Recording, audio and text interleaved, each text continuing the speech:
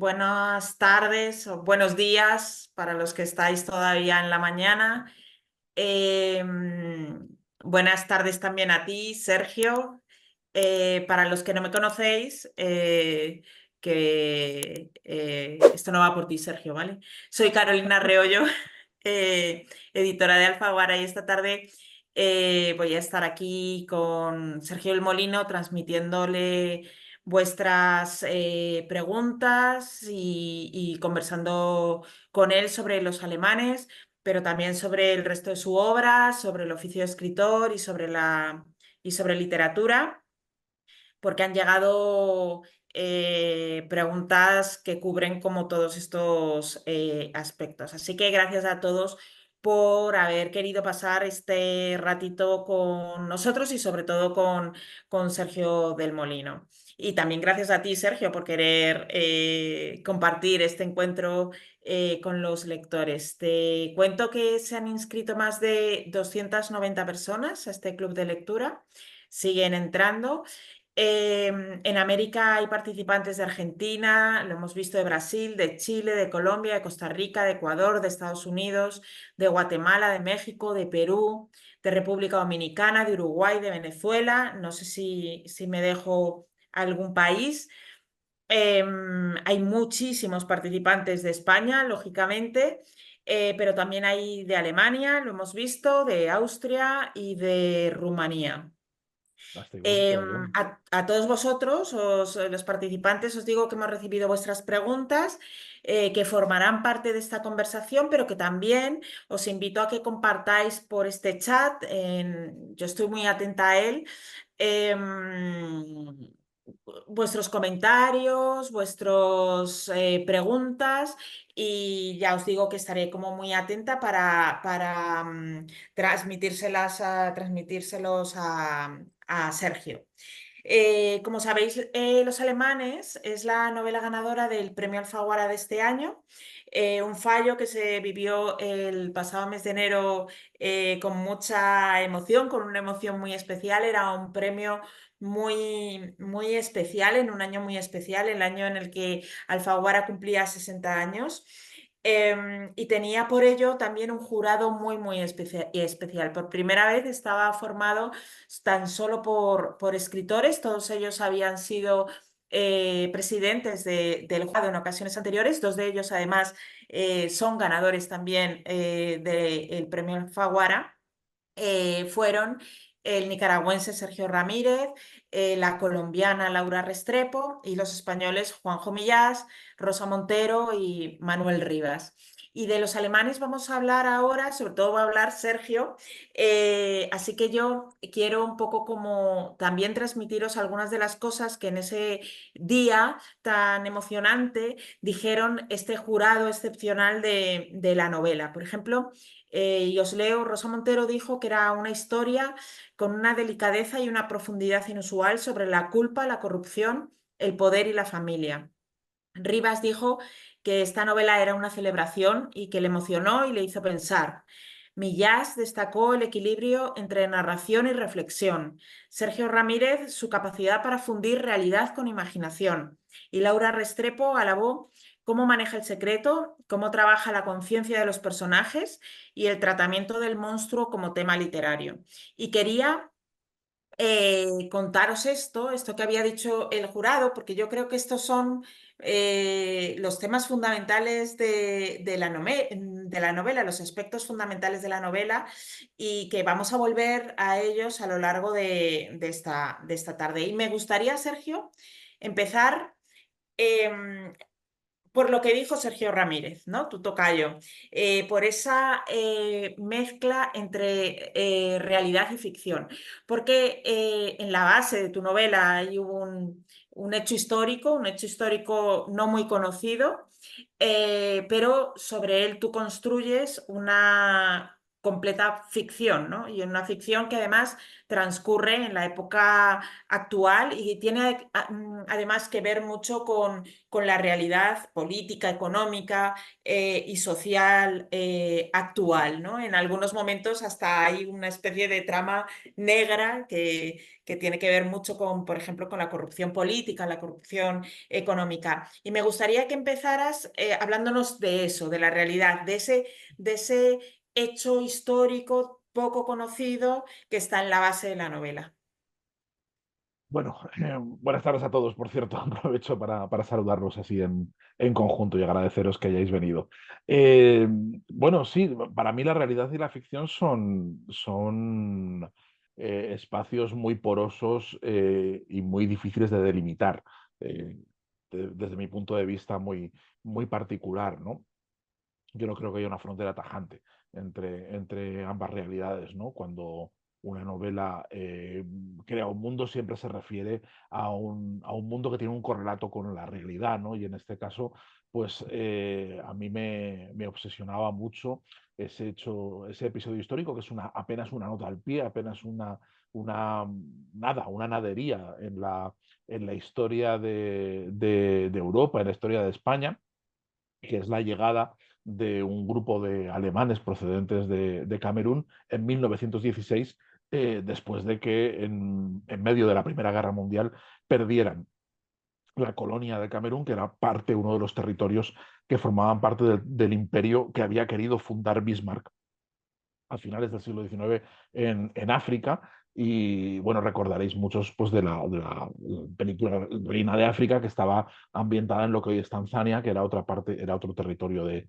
ese imperio fallido, ¿no? Eran un puñado de colonos, la mayoría hombres, la mayoría civiles, muy poquitos militares, que en lugar de rendirse a los aliados, que consideraban una cosa deshonrosa y además pues les iban a meter en campos de prisioneros y lo iban a pasar mal, pues vieron una vía de escape a través de lo que entonces era la Guinea Española, la colonia de Guinea Española, hoy Guinea Ecuatorial, y que podían entregarse a un país neutral como España, ¿no? Y por eso acabaron en Zaragoza y por eso acabaron echando raíces en España y fundando una colonia peculiar, con unas relaciones peculiares con Alemania, con España, con la propia historia, consigo mismos, con un montón de cosas, ¿no? Esta historia que es real, en fin, escribí una crónica, escribí un libro, le dediqué tiempo porque no la conocía absolutamente nadie y pude conocer a algunos descendientes, incluso hacer amistad con alguno de ellos. Uno de ellos está dedicado al libro, Pablo Bieger. El, el libro yo lo entregué al premio Alfaguara con el seudónimo de Patricia Bieger, en homenaje también a este amigo Pablo Bieger, que era nieto de uno de esos alemanes, Paul Bieger, que tenía muchísima documentación sobre la estancia de los alemanes en Camerún y posteriormente, pues esa historia a mí me parece que tenía mucha sugestión, mucha capacidad, mucho atractivo literario para poder hablar de los temas que a mí me preocupan, que tienen que ver con la identidad, ¿no? Con el desarraigo, con la desubicación, con no saber quién carajos eres, ni cómo te relacionas con tu país, ni con tu familia, ni con todas estas cosas. Yo creo que me ofrecían un contexto histórico muy sugestivo, muy interesante, sobre todo cuando hablaba de los descendientes. O sea, a mí no me interesaba la historia, la peripecia histórica. No me interesaba hacer una novela histórica en ningún caso, ni contar la llegada de los alemanes, ni su vida en Camerún, ni nada de eso. A mí me interesaba saber qué hacen los descendientes con todo eso. O sea, si tú eres el nieto, el bisnieto, como en el caso de los personajes de la novela, de esta familia, tienes este legado, has crecido en un mundo con unas referencias bastante raras y bastante opuestas al mundo contemporáneo y, bueno, pues has crecido en un mundo peculiar con unos códigos bastante difíciles de traducir al resto de la gente. ¿Cómo se vive eso? ¿Y cómo eso va degenerando y va convirtiéndose en otra cosa, ¿no? Eso es lo que a mí me interesaba de la novela y me permitía pues hacer algo que yo llevaba mucho tiempo queriendo hacer y era una novela familiar, que es lo que a mí me gusta que ese adjetivo, una novela familiar Eso, clásica en la estirpe de las novelas familiares. Sí. de eso quería hablar un poco más adelante, porque es verdad que en toda esta promoción de la novela, claro, esa peripecia histórica por desconocida, a la que ahora volveremos, llamaba mucho la atención, pero en realidad, y esto es algo de lo que tú y yo hemos hablado y en lo que estamos muy de acuerdo, ambos lo consideramos fundamentalmente una historia de familia. Entonces, déjame primero que vuelva un poco a a los alemanes de Camerún, porque es verdad que ese era un hecho como muy poco conocido. No, eh, desconocido totalmente, o sea, Desde nada. luego O yo sea, no no lo lo sabe conocía nadie, nada. absolutamente nada, pero a mí me sorprendió porque en realidad la presencia de esos alemanes es algo como muy rastreable en realidad en Zaragoza, ¿no? Está el cementerio alemán, al que también volveremos, porque lo has hecho yo creo que increíblemente famoso. Pero yo recuerdo, por ejemplo, que al poco de ganar el premio, paseando contigo por Zaragoza, me dijiste, ven, ven, que te voy a enseñar a los alemanes de tal. Y me enseñaste un establecimiento y me dijiste, ese es de los herederos. Es decir, la presencia de esa presencia alemana en Zaragoza es una presencia muy, que tiene, que es muy conocida, muy Sí. evidente, ¿no? Sí, es evidente, pero bueno, pero Pero el también origen no. el origen y bueno, y la presencia también está difusa en el paisaje, ¿no? Yo creo que lo que te enseñé era una tienda de una cadena de tintorerías muy popular, muy conocidas en Zaragoza, que son el tinte de los alemanes, se llama así, tinte de los alemanes, pero que nadie asocia, ¿no? Se llama así, es una cosa que llevas oída, como muchas cosas, pues como el Colacao, como el Coca-Cola, no te planteas, no hablas de, no te planteas el origen, ¿no? Y sí, era una cadena de tintorerías que fundara la familia Recknagel, que era una de estas familias, ya no pertenece a los alemanes. Sí, es el cementerio, están ahí. Hay huellas y hay huellas hemerográficas también, hay huellas de archivo, muchísimo, ¿no? Yo cuando me intereso por la historia, lo que me sorprende es la cantidad de material que encuentro. Encuentro muchísimo, muchísimo por todas partes, mucho rastro. Detecto, por ejemplo, que en el año 16, pues en la prensa local había secciones en alemán dedicadas a los alemanes para Fíjate. que pudieran seguir, claro, les contaban cómo seguía la guerra. Había los partes de guerra y tal, y se los daban en alemán. Había huecos para que pudieran colaborar ellos, pero algunos tenían como eran poetas, como tal, entonces mandaban colaboraciones y se escribían cosas, había artículos en alemán, ¿no? Que era para consumo de esta colonia exclusivamente. Fueron muy famosos, fueron tremendamente famosos en su momento. Hubo zarzuelillas que les dedicaron, coplas, aparecen mencionados en novelas, por supuesto en la prensa de la época constantemente por todos los sitios, eran un lugar muy referido, protagonizan historias policíacas, a veces protagonizan, o sea, hubo algún que otro crimen del cual fueron bastante famosos, en fin, eran tipos que llamaban mucho la atención y que fueron la comidilla en España durante un tiempo, pero como tantísimas otras historias, su memoria se diluye y se subsume en Claro. el paisaje, ¿no? Y entonces, bueno, nadie se plantea, nadie está pensando en ellos. Y a mí lo que me sorprendió fue que algunas de las propias familias habían borrado la memoria de ello, ¿no? Les descubrí esta historia de los orígenes de la familia, algunas familias de alemanes que habían olvidado, pues sí, bueno, tenías un apellido alemán, era una cosa exótica, una cosa, pues sí, habían ido al colegio alemán, pero bueno, pues algo de algún abuelo que vino de algún sitio, no sabemos muy bien.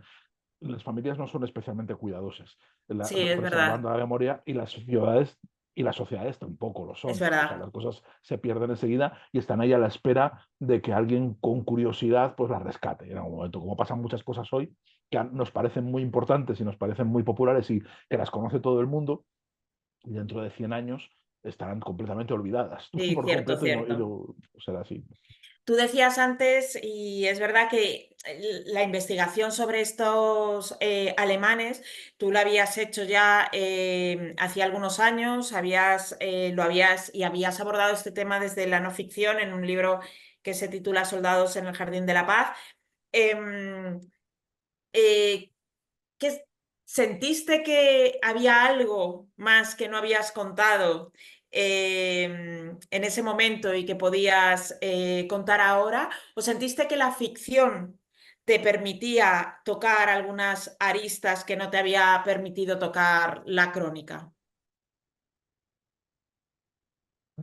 Yo creo ninguna de las dos cosas. Sencillamente creo que veía que lo que había contado, o como una crónica y sacando la historia por responsabilidad también, porque lo que me sorprende a mí es que nadie la había contado. Es decir, que toda esta historia había mucho material, mucha documentación, pero no había un libro, ni un documental, ni había bibliografía. O sea, solo había como tres referencias muy escoradas y muy chapuceras en las bibliotecas, ¿no? No había bibliografía sobre el asunto.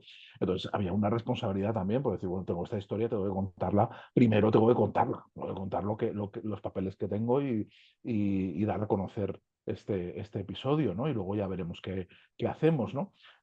Siempre he tenido la necesidad y la idea de hacer una novela con ello, ¿no? Siempre me pareció que era muy potente esta historia y que hablaba muy bien de los temas que a mí me obsesionaban. Lo que pasa es que yo creo que tuvo que pasar tiempo para descubrir de qué manera eso encajaba en mi obra y de qué manera eso, que yo tenía muy claro que sí, que algún día escribiría algo, eh, pero no sabía cómo ni por qué, y que había empezado varias veces, pero solo había llegado a la conclusión de que no iba a ser una novela histórica, de que no me interesaba ese aspecto para nada, porque sería un poco sencillamente eh, transliterar los Sí. códigos de lo que ya había escrito, pasarlo a un lenguaje de ficción que para mí no tenía ningún interés.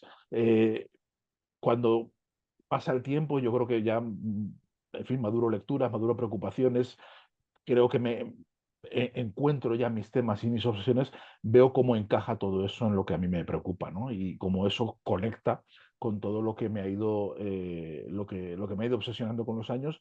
Y creo que es cuando llego a la conclusión, que me cuesta mucho llegar, de que mis libros fundamentalmente hablan de la extrañeza y del desarraigo, y hablan de gente y de lugares, también de espacios que se encuentran fuera de su lugar y que no terminan de encajar, que resisten el encasillamiento y que tienen una relación de extrañeza y de extranjería, sobre todo, ¿no? El tema del extranjero creo que es, con todas sus variantes, es muy importante en mi obra, ¿no? Y cuando ya descubro que siempre estaba hablando más o menos de eso, pues veo que estos extranjeros son lo más extranjero que puedo encontrar, que es lo más, me vienen perfectos para contar todo lo que yo quería contar. Sí, has hablado de tus obsesiones y literarias, digamos que están todas aquí y que aparecen a lo largo de tu obra. Una es la que tú dices, la de el extrañamiento de alguna manera y la extranjería, también la idea de patria. Yo creo la familia, a la que ya volveremos, ya nos hemos referido. Y también hay otra que es un poco el peso del pasado, ¿no? Yo creo, el peso del pasado en el presente, ¿no? Hay una frase de la novela que creo que resume muy bien esto, empezando por el pasado. Me gustaría que atravesáramos como todas esas obsesiones, pero empezando por la del pasado, es la frase que destacamos, de hecho, en la contra, ¿no? La del pasado se vuelve presente en cuanto lo tocas, no importa que no hayas intervenido en él, no importa lo inocente que seas o lo libre que te sientas. Y yo creo que, esto lo pienso yo, a ver tú qué opinas, que en la novela tratas el peso del pasado tanto sobre el individuo como sobre la sociedad, ¿no? El peso del pasado colectivo, ¿no? En cuanto al pasado individual, hay otra frase de la novela que a mí me parece como muy clarificadora que dice, un personaje, si no controlas tu pasado, alguien podrá utilizarlo contra ti, ¿no? Y esto es lo que le pasa a los dos hermanos protagonistas de la novela, ¿no? Sí, yo creo que además el pasado de los individuos y el pasado de las sociedades es indisociable. Creo que tiene mucho que ver. No podemos hablar de pasados familiares y pasados de la sociedad en su conjunto como si fueran cosas que no tienen nada que ver una con otras. Están perfectamente trabados, ¿no?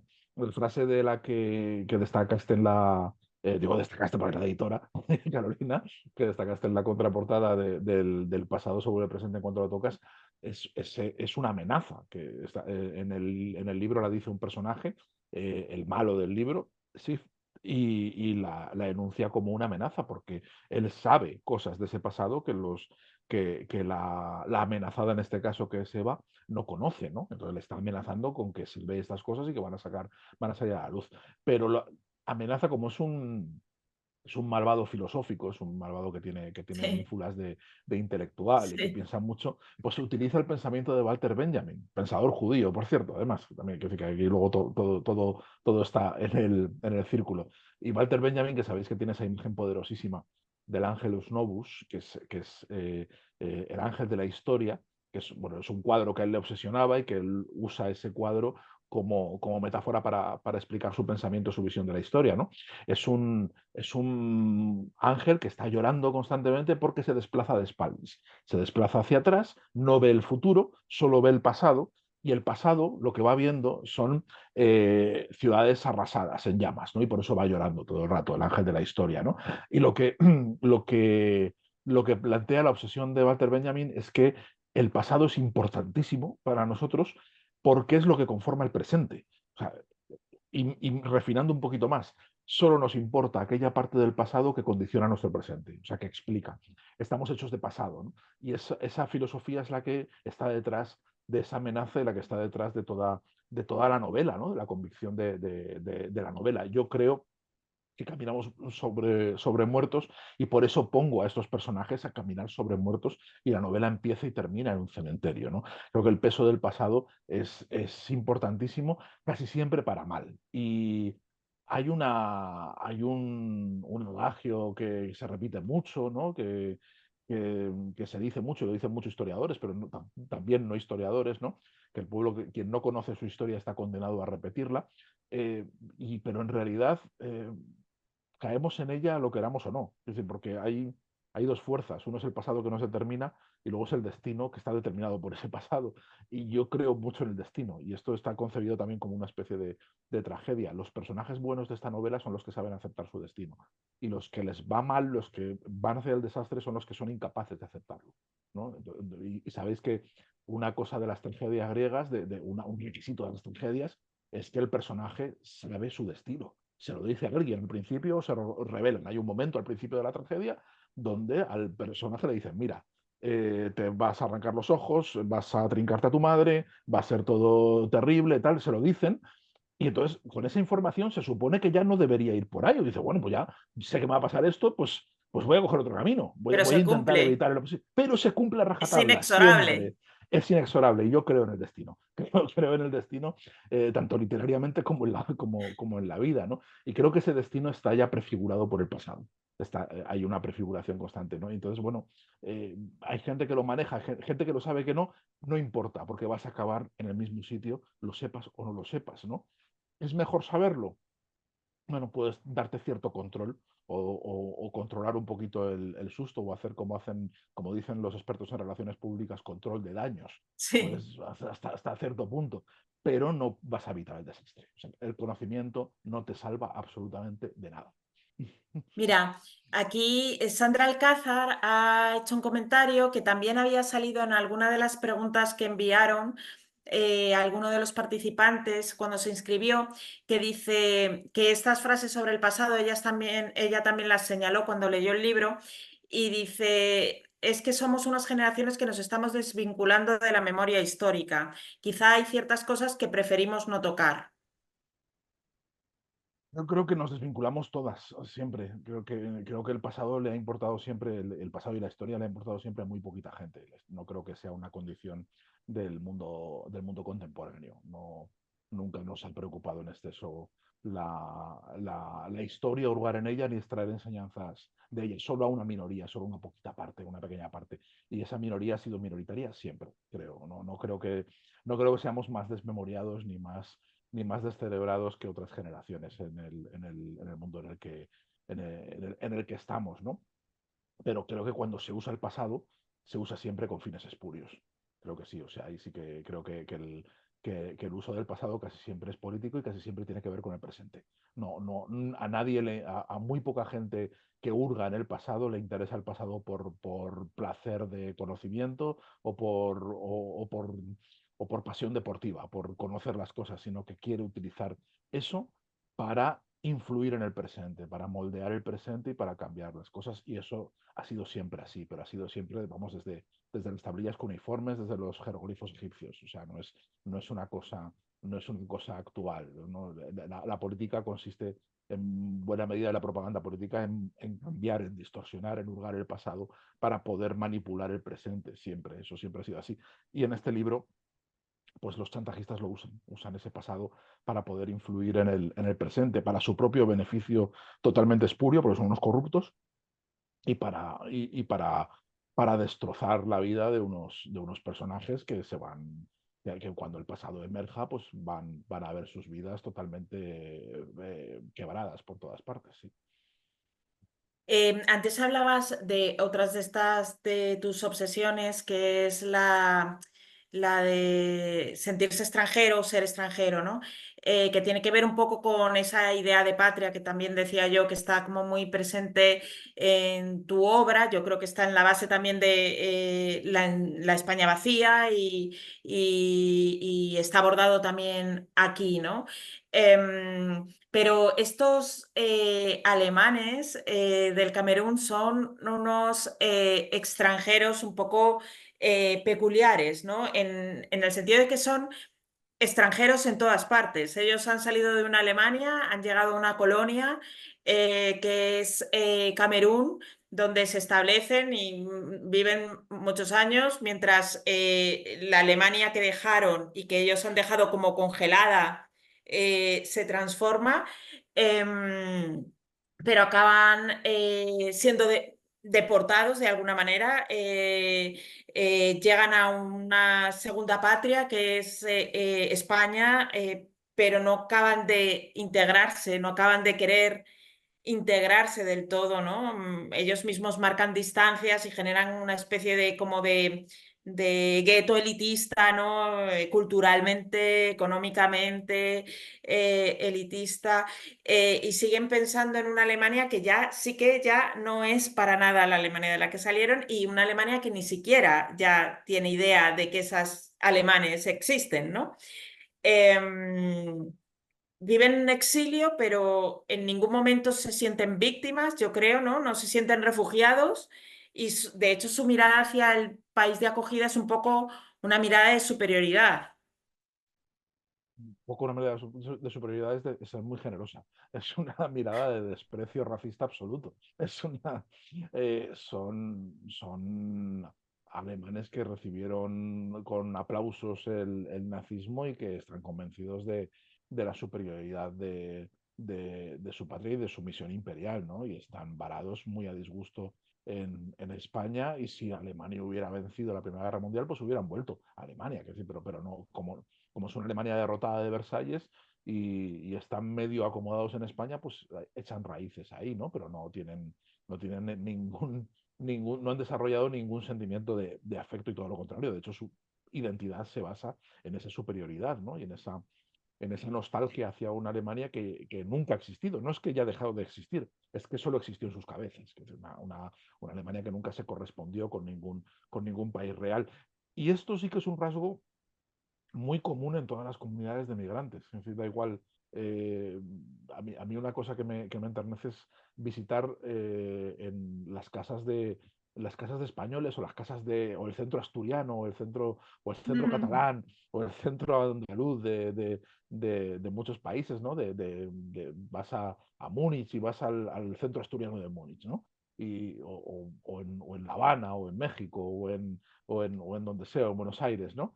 Y te encuentras allí una recreación de una España que probablemente tampoco ha existido nunca, ¿no? Y que se cultiva una nostalgia enorme por un país que solo existe en sus cabezas, ¿no? Porque ellos lo abandonaron de muy jóvenes, ellos lo han recreado, lo han reinventado, lo han sublimado durante mucho tiempo en sus reuniones para exorcizar el sentimiento de desarraigo que tienen los inmigrantes, y han ido construyendo una patria que no se parece en nada al país que tú conoces, ¿no? Y que es una versión, pues a veces idealizada, a veces anclada en un pasado también inventado, ¿no? Y estas cosas son muy comunes en las comunidades. Y estos alemanes también lo hacen. Esos alemanes se han quedado en una Alemania de Bismarck, en un segundo Reich que ellos creen que Hitler intentó resucitar en toda su grandeza y entonces viven en unas costumbres, incluso con unas recetas, comiendo unos pasteles y comiendo unas cosas que ya nadie come en Alemania, que nadie lo hace, y incluso teniendo idealizada un repertorio musical que sí, que es evidentemente es el repertorio de la gran música alemana, pero que para ellos tiene algo de sagrado, ¿no? Para ellos tiene una cosa bueno, y eso es una forma de reaccionar muy común. Lo raro de estos alemanes es que persiste generación tras generación, que estamos en la cuarta generación, todavía mantienen la lengua, todavía mantienen las referencias culturales, todavía mantienen una sociabilidad basada en la idealización de esa patria que no ha existido nunca, que les hace pues, ser seres ridículos, y por eso el personaje de Gaby, que está muerto desde la primera página, o sea, la novela empieza con su entierro, ese personaje lo ha dinamitado todo. Ese personaje es el que ha puesto en cuestión y el que les ha puesto un espejo delante, lo he dicho, pero sois ridículos, sois una gente ridícula, esto es intolerable, ¿no? Yo no puedo seguiros el juego, ¿no? Y entonces, al poner el espejo delante al criticarlo y al burlarse de esas cosas que son sagradas para esta gente, ha hecho que salte todo por los aires, ¿no? Ha dinamitado. Lo que estamos asistiendo en la novela es a la refutación de toda esa ficción que ha mantenido durante varias generaciones una familia y que ya nadie se cree y que de repente pues ha saltado por los aires y ya no saben qué hacer, ya no saben qué son, a dónde van, a dónde se dirigen, de dónde vienen sus culpas, de dónde vienen sus cosas, no lo saben, están perdidos, totalmente desorientados. Pero también, y ahora sí que me gustaría llegar al tema de la familia, todo esto que estás contando, esa función que tiene Gaby como dinamitador de esa idea, digamos, colectiva de la patria imposible, diríamos, ¿no? Lo podemos bajar también, y el tema de la ficción, lo podemos bajar también a la pura familia, ¿no? Como pequeño núcleo humano, ¿no? Porque lo que también se ve en la novela es cómo la ficción, las ficciones que construimos, lo que ahora llamamos el relato, y también los silencios tácitamente asumidos, muchas veces son los lazos que mantienen unidas, en primer lugar, a la familia protagonista de la novela, pero uno siente también un poco como que eso se podría extrapolar casi a todas las familias, ¿no? Y que cuando esa familia se pone o se ve, y cojo un poco lo que decías de Gaby, ¿no? Se ve forzada a mirarse en un espejo, ante el espejo de la verdad, lo que muestra ese espejo es algo insoportable y algo y un agente como dinamitador, ¿no?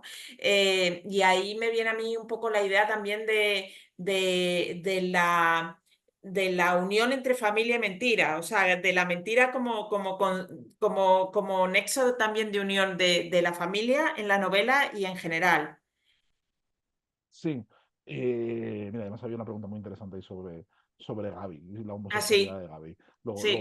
luego la retomo. Eh, a- Esto es mucho más sencillo y mucho más extensible a las familias, a los países y a las personas, a la vida en general. Yo tengo una visión radical y maximalista que dice que todo es ficción.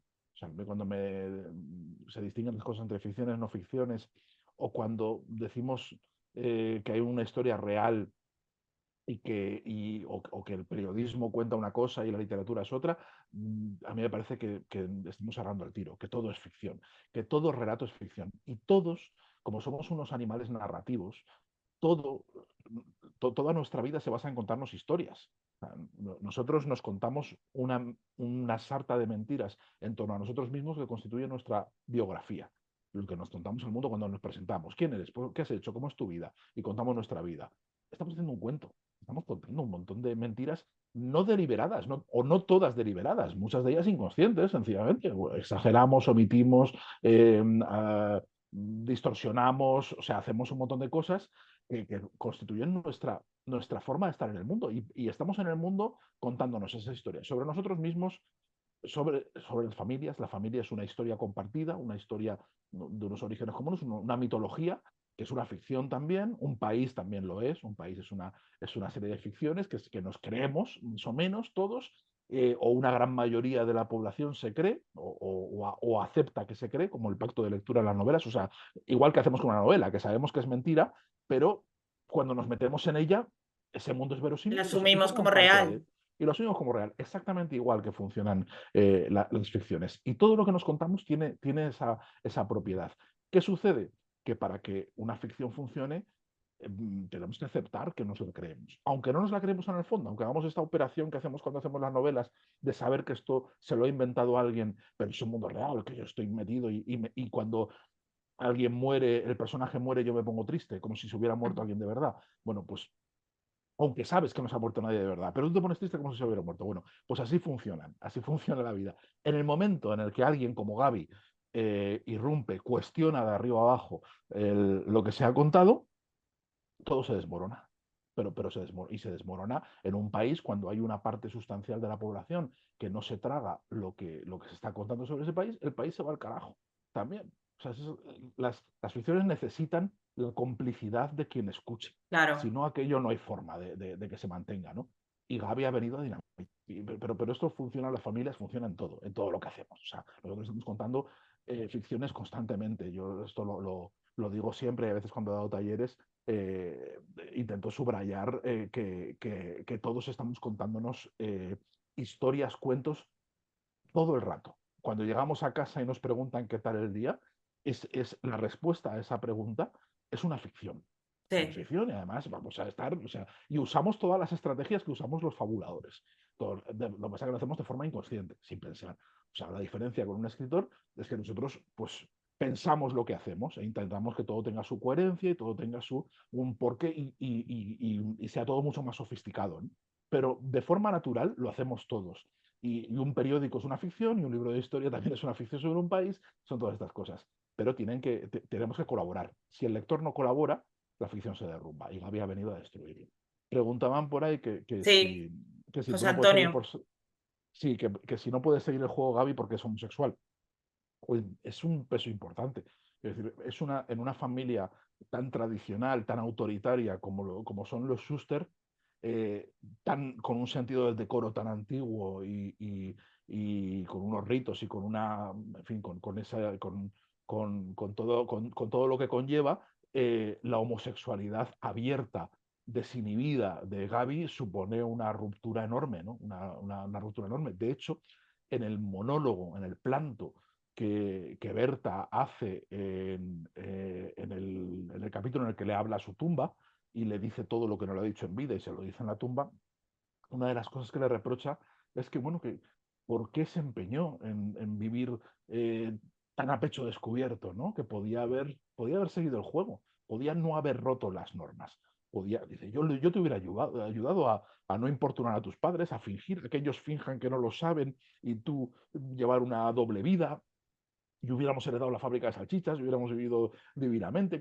En el fondo, ¿qué tiene de malo todo esto? Porque fíjate, tú has vivido como has querido y al final la víctima has sido tú. Porque al final el mensajero es el que se lleva la peor parte. Es decir, al final Gaby es el que más ha sufrido de toda la familia. Pero sí, evidentemente, la homosexualidad en una familia tan tradicional y con un padre tan monstruoso, le supone una afrenta, tan homófobo, tan terrible, pues es un momento de ruptura enorme, enorme. Probablemente si Gaby no tuviera esa condición, pues a lo mejor no hubiera sentido la necesidad de enfrentarse como se enfrentó, ¿no? Como se dice.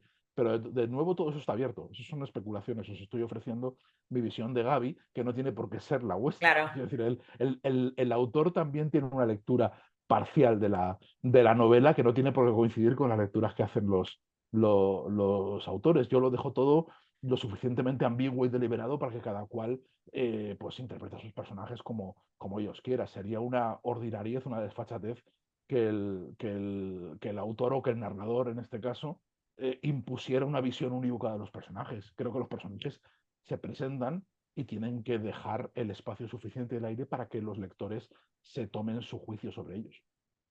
Sí, tenemos tres hermanos, los hermanos Schuster, que además son un fin de linaje.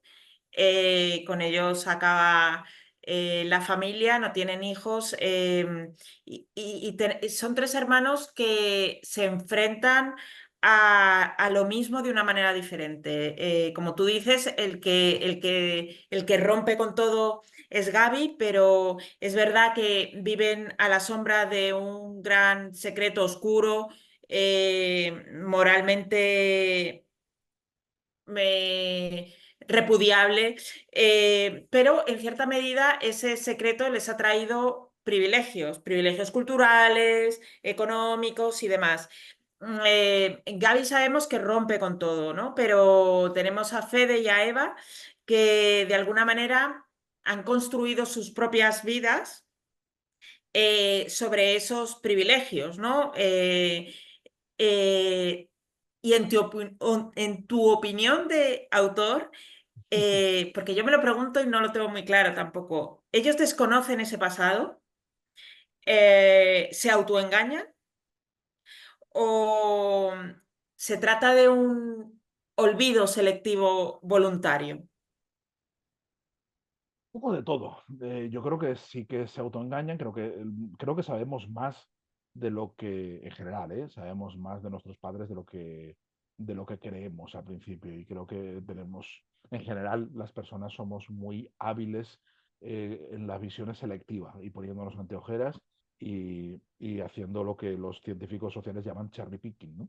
Nos quedamos con lo que nos interesa y podemos no ver el resto. Eso, por ejemplo, lo hacen muy bien los camareros en las terrazas. Tú cuando estás en una terraza Sí, sí. abarrotada y quieres decir, hola, hola, fijaos que los buenos camareros tienen una enorme capacidad para no ver la No mano de al lado porque mirar. no les interesa, para no mirar. Entonces nunca jamás no van a tener contacto visual. ¿Por qué? Porque son buenísimos seleccionando el mundo como de lo que ellos quieren ver, lo que les interesa en ese momento. En general todos somos así. Hay cosas que podemos intuir y que incluso podemos tener una certeza vaporosa de que las cosas son así, pero preferimos no pensar mucho en ello, no pensar, no darnos por enterados. Somos muy buenos no dándonos por enterados. Yo tengo la sospecha, no la certeza, tengo la sospecha de que Bea y Fede sabían mucho más de lo que planteaban, ¿no? Lo que pasa es que nunca habían escarbado mucho porque les provocaba una incomodidad enorme y les hacía cuestionarse su propia vida, ¿no? Y sus propios privilegios, ¿no? Y donde habían crecido. Y eso para mucha gente es insoportable. Eso pasa en general. Yo lo he comprobado con amigos y con gente a la que quiero. Cuando yo tengo la desgracia de que controlo muy bien, no soy historiador, pero puedo discutir con un historiador sobre la guerra civil, sobre un montón de episodios de la historia de España del siglo XX, con un nivel de detalle muy, muy grande. Entonces, si sé quién ha sido tu abuelo, dónde estaba tu abuelo en tal fecha y en qué trabajaba y tal, bueno, pues igual puedo sospechar que tu abuelo pues era un buen tipo o era un tipo miserable, ¿no? Mm, Y lo he descubierto que algunos dándoles, porque claro, la mitología familiar luego se construye de otra forma, ¿no? Luego diciéndoles, este abuelo que tú creías que era tan bueno, que es falangista de primera hora y que estuvo en tal sitio, que estuvo en tal igual no era tan bueno como tú pensabas, ¿no? Entonces, la gente ves que ahí no quiere saber más. Dice, bueno, ya. no me cuentes, o sea, no. Pero en el fondo lo sabes. En el fondo sabes lo que ha pasado y en el fondo sabes de dónde vienes y qué han hecho, ¿no? Porque lo sabes. Dice, aunque no tengas los datos, aunque no tengas la certeza clara. Y yo creo que no es una sorpresa enorme para Eva y para Fede descubrir lo que sale al final de la novela. Creo que es una cosa que ya estaban más o menos sospechaban que si no era eso, era una cosa muy parecida, ¿no? Pero sabían que iban por ahí los tiros. Mira, ahí hay algunos comentarios y preguntas que me parecen muy interesantes. Uno porque nombra a uno de mis personajes favoritos de la novela, que es Oscar, el abuelo de Berta, que es Mm. claramente el contrapunto. Esa familia es el contrapunto a la familia Schuster, ¿no? Y te preguntan si fue inventada de cero la historia de Oscar o hubo una historia real detrás que la inspiró. Hay, hay una historia parcialmente real. Hubo varios cuando repatrian a los soldados de la División Azul, que eran supuestamente voluntarios, que en realidad sabemos hoy que eran unos pobres desgraciados. Algunos de ellos habían sido republicanos o hijos de republicanos que intentaban congraciarse con el franquismo, yendo a morir directamente al frente ruso, un poco para liberar a sus familias de la ignominia. Como pasó, por ejemplo, Berlanga, el director de cine, fue a la Sí. División Azul, ¿no? Porque su padre era republicano y un poco para limpiar el honor de su familia, pues se apuntaba. Y era gente así la que se apuntaba. Bueno, pues cuando 10 años después, que se pasan 10 años en campos rusos, en el Gulag, en campos de prisioneros, cuando ya con el deshielo de la Guerra Fría, Khrushchev, después de la muerte de Stalin, los repatria, llegó a un acuerdo con Franco para repatriar a los de la División Azul, se sabe, y eso sí que tengo constancia, que hay un pequeño grupo de tipos que se han hecho pasar por españoles que eran alemanes que vivían en España y que hablaban perfectamente español y que habían cambiado sus nombres para no sufrir el destino de los prisioneros de guerra alemanes, ¿no? Y que habían. Entonces, sí, hay algunas historias parecidas y en el Semiramis, ese barco, llegaron algunos, ¿no? Y esa parte de esa historia está inspirada en algunas de esas biografías. No en ninguna en concreto, pero sí me consta y sé y he conocido que hay algunos alemanes que se hicieron pasar por españoles para poder enrolarse en ese barco y poder salir de Rusia. Sí. Hay otra pregunta que yo también me he hecho, es hay, si alguien de esa comunidad de alemanes, de los herederos de los alemanes del Camerún, leyera la novela, ¿qué crees que sentiría? Y si alguien la ha leído, ¿y cuáles han sido sus impresiones? Pero en Zaragoza yo creo que lo han leído todos. Yo creo que ya, desde luego, sí. Sí, no, además, algunos vinieron a las presentaciones, tanto a Madrid como a Zaragoza, que, bueno, ten en cuenta que la novela está dedicada a un nieto de uno de los alemanes del Camerún, a Pablo Bieger, que murió el año pasado, pero bueno, pues su hija, sus hermanas, su, su mujer, todos han leído la novela y todos la tienen y ya les ha gustado mucho, les ha hecho mucha gracia, entienden perfectamente que es una ficción basada en la peripecia histórica de sus familias bueno, y les gusta. O sea, yo creo que en general gusta ver que las mitologías familiares tuyas aparecen, sirven de excusa para una novela. Tengo buena relación con algunas, con alguna gente y me han llegado mensajes cariñosos, les ha gustado, y si a alguno les ha disgustado, a mí no me lo han hecho saber. Quiero decir, o sea, no les habrá disgustado lo suficiente como para echarme una Como bronca. para manifestarlo, ¿no? Sí. Em, la novela es una novela coral.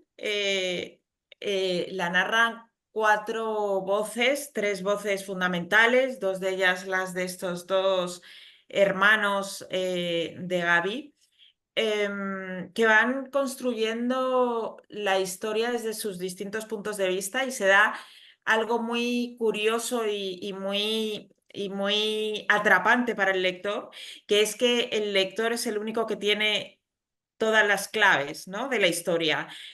Porque en realidad em, cada uno de ellos cuenta al lector lo que es incapaz de contar al otro. Los dos hermanos parece que mantienen una relación superficial en el que la relación es tensa y superficial en eso, en la superficie, y sin embargo hay todo un mundo debajo de esa superficie que es lo que nunca se han contado, ¿no? Lo que realmente sienten. Entonces, es una novela como a dos niveles, ¿no? El nivel de la palabra hacia el lector y del silencio hacia el otro. Sí, como bien sabes, la novela la presenté en Alfaguara sabes que a los premios hay que presentarlos con título falso, con un título que era El espíritu de la escalera, que es esa frase, ahora frase hecha en francés, que no lo era cuando se la inventó Denis Diderot, que procede de un libro fundamental de la dramaturgia que es Paradoja del comediante, que es el libro, fijaos si es importante ese libro, que es el libro contra el que se construye el método Stanislavski. Es decir, o sea, toda la interpretación teatral está basada en ese ensayo hasta que llega Stanislavski y entonces inventa un método contra Diderot, ¿no? Y entonces los actores modernos tienen otra idea, pero hasta que llegó Stanislavski, la doctrina era la de Diderot en este libro. Y de ahí viene lo del fantasma el espíritu de la escalera, que es ese espíritu que te asalta cuando has abandonado la escena y entonces se te ocurre la réplica estupenda, ¿no? La frase fundamental, lo que deberías haberle dicho, estáis discutiendo con alguien, ¿no? Y entonces te ves torpe, dices, uy, no tienes razón, pero no sé cómo rebatirle las cosas, ¿no? Entonces termina, te despides, sales y en la escalera se te ocurre, le tenía que haber dicho Tendría que haber esto, dicho. maldición. Tendría, siempre, siempre se nos ocurren esas cosas. Yo hago mucha radio y en la radio nos pasa mucho. En cuanto se apaga la luz roja, dice, ay, tenía que haber dicho esto y no ha estado bien, en antena ha dicho otra cosa. Bueno, eso le pasa a los personajes constantemente y eso es la idea que tenía, que nunca se dicen las cosas, muchas veces por silencio, muchas veces porque no se atreven. No se dicen sobre todo las cosas buenas, porque insultarse se insultan a gusto. Sí, sí, O sea, sí. insultarse, eso, las cosas malas en general le salen muy bien. Pero un te quiero, un te echo de menos, una cosa bonita, un te admiro, o estoy de acuerdo contigo, esas cosas no se las dicen, esos son rácanos, eso no, esas cosas no. Y entonces hay una imposibilidad, eso crea una barrera de incomunicación que yo aprovecho en la estructura de la novela pues, para involucrar al lector. Y una de las cosas más bonitas que me han dicho lectores es que se han enfadado con algunos personajes. Hay un momento al final, no quiero destripar mucho, pero entiendo que estamos aquí muchos y muchos habrán leído el novel. No voy a hacer de spoiler. Pero hay un momento en el que Eva, que es la segunda del alcalde de Zaragoza, que es su padrino político, su benefactor, hay un malentendido entre los dos. Ella cree que él le ha traicionado, cuando no es verdad. Pero lo sabemos los lectores. Ella no tiene manera de saber que no le ha traicionado, ¿no? Y ella ha interpretado mal algo que los lectores sabemos que no es así. Entonces, cuando llega ese momento, algunos lectores me han dicho, dice, pero ¿por qué es tan injusta Eva con el alcalde? ¿Por qué le grité, pero te estás equivocando, estás siendo injusta con él? Bueno, ese grado de implicación, cuando el lector consigue ese grado digo, "Joder, es el mayor halago que me pueden hacer, es lo más bonito. Es lo más bonito que puede pasar en una ficción, que te impliques Sí. tanto que te enfades con un personaje porque ves que se está equivocando. Pero Eso claro, es es que en tu maravilloso. novela tú estás, pones al lector a tu lado, es decir, el lector es el cómplice del autor, porque es el único que tiene todas las claves y desde esa posición, claro, el lector es un personaje más implicado, digamos, ¿no? En la lectura. Antes hablabas del espíritu de la escalera y había una pregunta que tenía que ver precisamente con el título. Porque preguntan si siempre se tituló Los alemanes, que ya sabemos que no, porque la presentaste con como has contado, con el título del espíritu de la escalera. Y ¿por qué los alemanes? Que es bastante evidente. Sí, bueno, creo que se explica por si es uno de estos títulos que no requieren mayor explicación, ¿no? Pero también me gusta jugar al equívoco.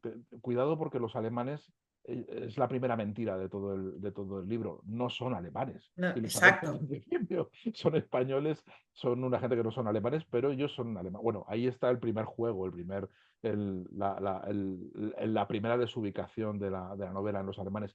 Y bueno, y en este caso yo creo que me convencía mucho un título eh, contundente, un título que hiciera alusión a la condición de la identidad y a la extranjería y todo lo que hablamos, y que fuera de un solo golpe, ¿no? Que lo viéramos ahí los alemanes, me parecía que era muy poderoso. Sin adjetivos, ¿no? Ni sin los alemanes del Camerún, sin nada, los alemanes. Me parecía que era muy, en fin, que le daba mucho cuerpo a la novela, ¿no?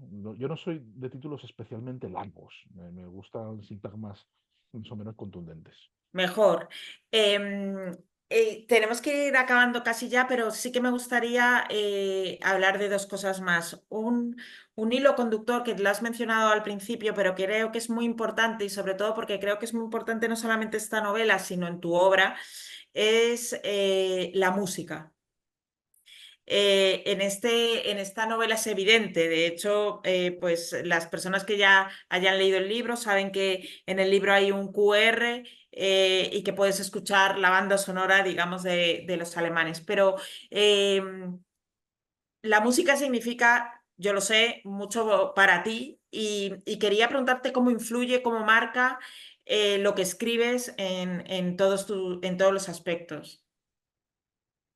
Muchísimo porque y no puedo decir que soy un músico frustrado porque para ser frustrado en algo tienes que haberlo intentado. Yo ni me he molestado, consciente de mis enormísimas limitaciones o sea, no tengo, no, o sea, tengo muy buen oído como oyente, que dice, como melómano, y sí que puedo distinguir la interpretación de una pieza de otra, o sea, sí que tengo oído para eso, pero soy totalmente negado para tocar y para cantar, y mejor que no me oigáis cantar, eso es todo horroroso.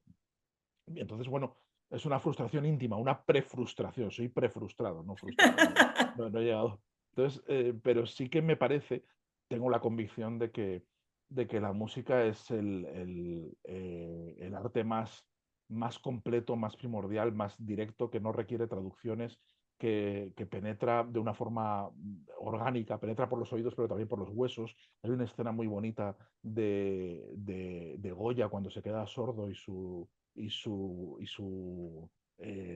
su ahijada, su hija, tocaba el piano y él para poder escuchar las notas ponía las manos en la tapa del piano y sentía la música, ¿no? Y Beethoven, bueno, Beethoven sentía la música aunque estaba sordo. O sea, es algo que llega por los órganos y no necesita mediación, no necesita interpretar un código, pero cuanto más sepas de música, más la disfrutas, evidentemente, pero la experiencia sensorial primordial no requiere de nada. No requiere ni saber leer, ni descifrar nada, ni nada. Te llega, ¿no?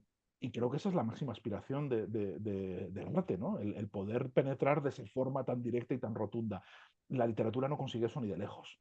La literatura requiere aunque hagamos mucho trampantojo y aunque nos metamos y aunque nos enfademos con los personajes y nos emocionemos con su muerte y demás, pero todo eso está enmarcado en una operación intelectual de la que probablemente no somos conscientes porque la hemos naturalizado, pero descifrar el alfabeto, leer, hacer lectura en silencio, es algo que muy complejo para nuestro cerebro. Son Claro. operaciones complejísimas, ¿vale? Entonces, eso ya es una mediación enorme que impide que la literatura llegue como llega la música.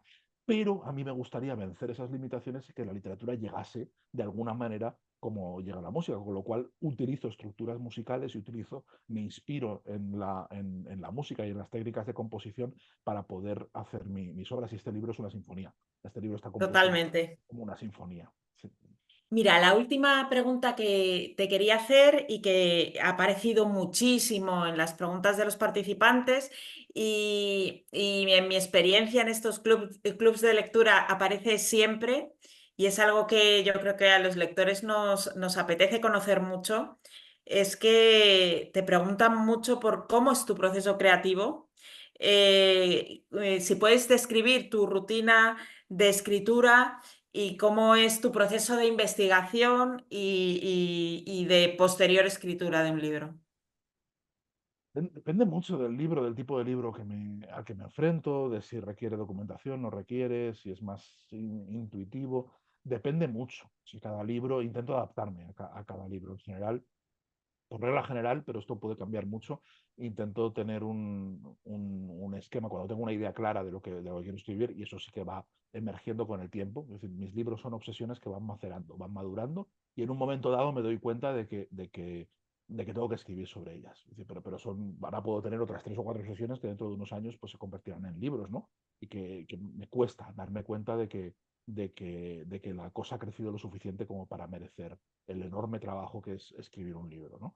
El, eh, Cuando ya lo tengo claro, lo que hago es tener un esquema somero desde dónde voy y hacia dónde quiero ir, ¿no? Y ese esquema intento romperlo con la propia escritura. Mm. Yo soy un escritor poco metódico en ese sentido. Intento que el texto me diga cosas.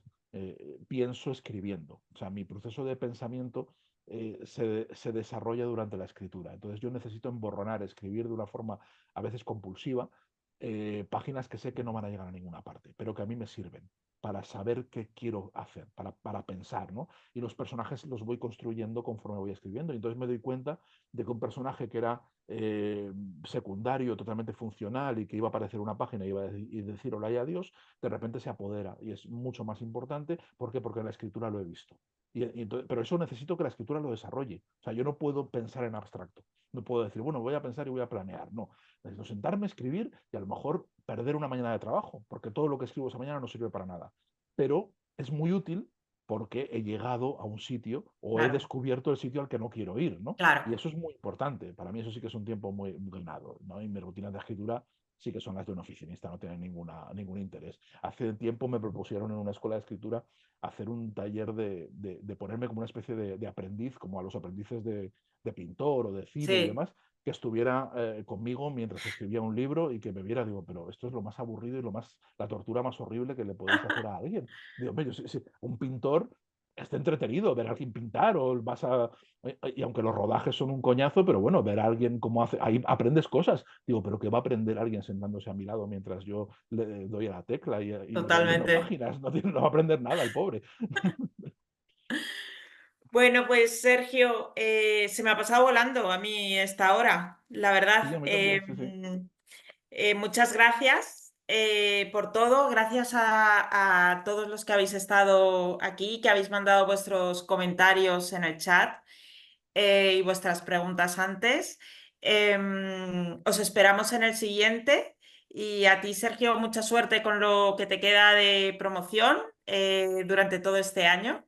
Que te Mm. va a llevar, te va a volver a llevar a América, lo digo también por los lectores que nos están escuchando, te va a volver a llevar a México, a Perú, a Ecuador. ¿Qué más te queda?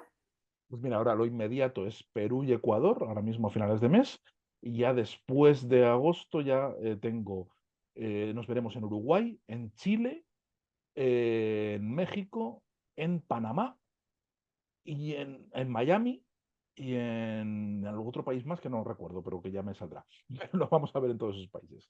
Mira, dice, por favor avíseme cuando venga a México. En México estarás en el contexto de la Feria de Guadalajara. Guadalajara. Ahí estará. Ahí en Argentina, ¿ya estuviste? Ya estuve en Argentina, sí, en Argentina ya Sí, presentamos en la Feria del Libro. Sí. sí. Nada, muchísimas gracias a todos. Gracias a ti, Sergio, y nos vemos pronto. Un abrazo, gracias. Hasta luego. Adiós.